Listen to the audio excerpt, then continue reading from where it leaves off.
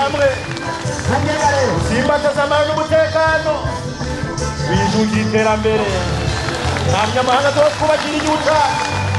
genda kugisambura simbataza amahoro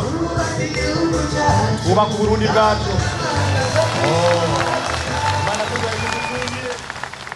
tuze mu nama y'akarere yo kwikukira baradufatiye ibihano bazi ko dupfa ariko Imana yacu mw'ijuru turiho kandi turi bazima kandi tubayeho neza n'iteka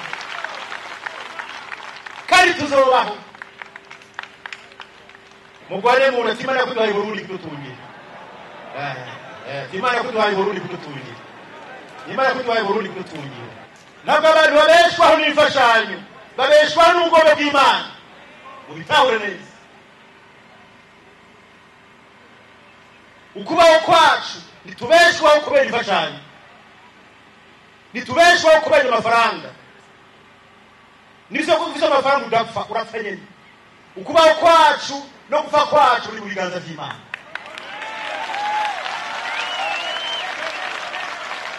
ntagire umuntu ahemuka ntagire umuntu ahemuka kuko ukubaho kwacu no gupfa kwacu biri mu biganza by'Imana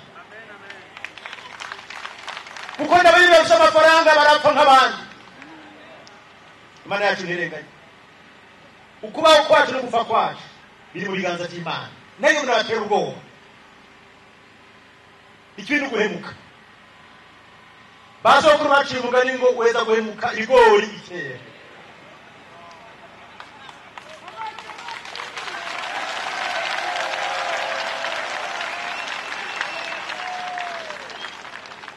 hari abarundi bahemukiye igihugu cyacu cy'Uburundi kandi si kino gire gusa no kuva mu ntwaro y'igikoroni no ku ntwaro ya cami no ku ntwaro y'igikoroni no ku ntwaro ya repubulika no kugeza kino gihe mu ntwaro ya demokarasi igihe cyose habaye bahemutse bagize iherezo rica igihe cyo guhemuka ni uguhemuka uri umwe uwo muvumwa akurikirana n'abantu usize n'umugore atajazira birakahira guhemuka